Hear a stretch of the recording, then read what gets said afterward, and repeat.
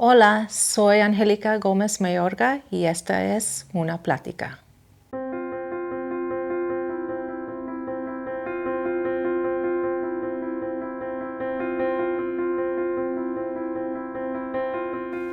Well, I was born and partially raised in Uvalde, Texas. My parents were both artists. My father's originally from Guadalajara, Mexico. He moved to Uvalde, married my mother. She was a painter. They were both painters. My father painted and played the guitar. And then eventually I moved to San Antonio when I was 7. And my abuelitos partially raised me. And they had their own little art business. They did little arts and crafts. So since I was born, I've always been surrounded by the arts. I come from a family of artists.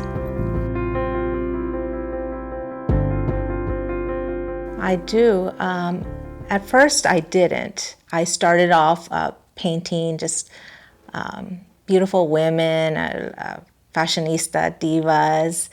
And then as time had passed, I wanted to take my art a little more serious. I found an art call at Blue Star Silos for artists, and I met Miguel Gonzalez there and Celeste Luna. And they started talking about Gaista Gallery. They said, hey, you need to check out Gaista Gallery and meet the owner, Joe Lopez. You might like it. And so I said, okay. And so I went over, checked it out, immediately loved it. I fell in love with the owner. I fell in love with the family. I fell in love with the feeling of the whole gallery. As time passed, and I met with Denise Cadena. She went to go visit over there, and she met me, and she said, hey, I'm affiliated with a gallery named Centro Aztlan, and I'm curating a show there. Would you mind, showing your artwork there? And I said, oh, absolutely. So I started showing there. Now, the thing is that between Joe, when I started working with Joe, he gave me an opportunity to show, I have a one-man show there at his gallery, and he said, necesitas pintar, you need to paint cosas mexicanas. And so I did, and then Jose Esquivel saw my art, work hung up there, and he says, mira, Angelica, te voy a dar un consejo. He says, you need to think like a writer. A writer writes what he knows. A good writer writes what he knows. A good painter paints what he knows. And he says, you need to paint your story. And I said, okay. So I went from just painting Mexican chairs and lengua de mi suegra to painting a little bit more of my story, painting my abuela sitting on the porch eating sandía. And then when I was showing here at Centro, well, it started off with Las Palmas, Ramon Vasquez y Sanchez would look at my art and, no emotion. He would just look at it and walk away. And then eventually, a couple of times later, he says, mira, Angelica, you need to, when I look at your art, I don't feel anything. You need to grab your audience. You need to paint from the heart. And so I took all that in and, dug a little deeper. And because of these people, I didn't realize at the time, they were setting the foundation, they were laying the foundation for me to become a great Chicano artist.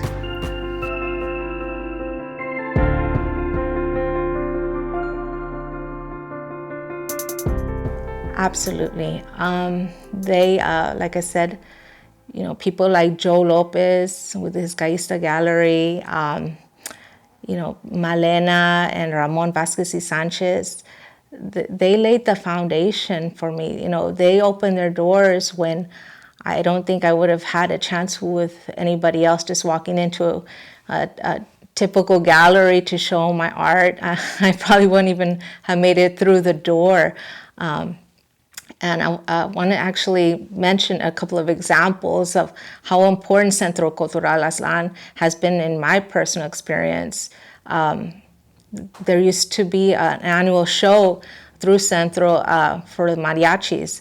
And so I did a painting, I brought it in, and I turned it in, and I looked at the other art that they were going to hang up, and I said, oh no, I don't have a chance to to win a contest that they were having at the time. And I said, oh, that's okay. I turned in my art. And my friend Tony, Tony Garcia, he was texting me the day of the night of reception, and I wasn't feeling very well.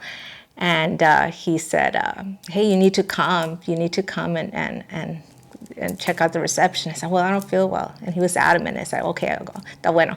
So I went, and the first person that greeted me with a big smile was Malena. And she says, congratulations, you won the contest. And she said, and look, your painting sold. So that was a bonus for me. She was really, really happy for me.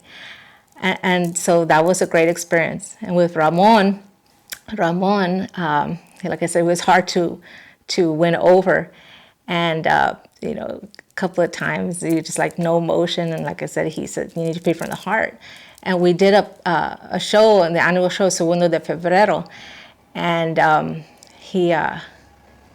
it was supposed to be a certain theme, though, this time around. It was about like lyrics, and we had to do a painting according to these lyrics. And it was in Spanish, and I remember that it was something about being cold and people suffering, and this person was suffering but wanted to defend their pueblito, and automatically I thought of an Adelita. So I made an Adelita, and I made earrings where it shows like little buildings of the pueblito, and I showed like suffering in her face, pero con orgullo, with pride in her face, strength, I'm going to defend my pueblito.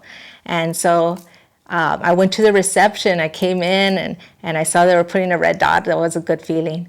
And so I said, oh, so I looked at the art, and then I had to go. I think I had to work that day. And I'm walking out the door, and I'm walking to the parking lot, and I hear, Angelica. I am going to cry. And I turn around, and it was Ramon. And he says, vente pa acá, vente, ven. And I said, what is it, Ramon? He says, I want to let you know I'm proud of you. You finally got it. You finally understood what I was trying to tell you all these years.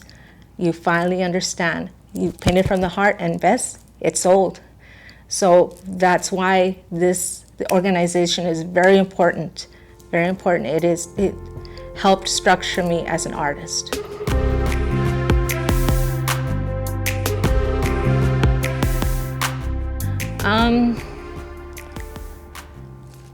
I really don't think so. A lot of people don't know that I'm originally from Uvalde. Uvalde has played a good part of my life, just as well as San Antonio. They've been both my hearts. I went back recently, just before the tragedy had hit. We were having a show there in Uvalde, and it was a mariachi show. And I wanted to be part of where I came from, and there was this lady that helped me to set up. She was very accommodating. So it was a nice feeling to be back home, but also to come back as an artist, as a career. But yeah, people know me for painting women. Like I said, these mentors, they created a foundation for me. So I paint my story. I paint what we can all relate to.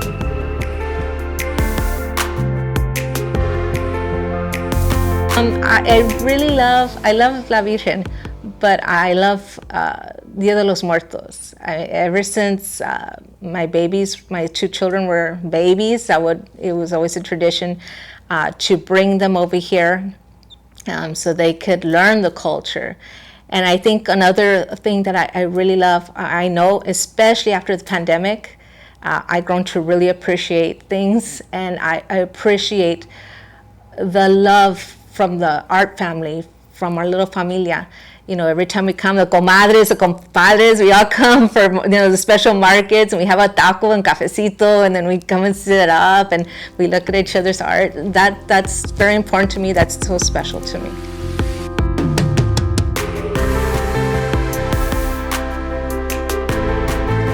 I would say, well, I used to work for the city of San Antonio as an art teacher in the summers.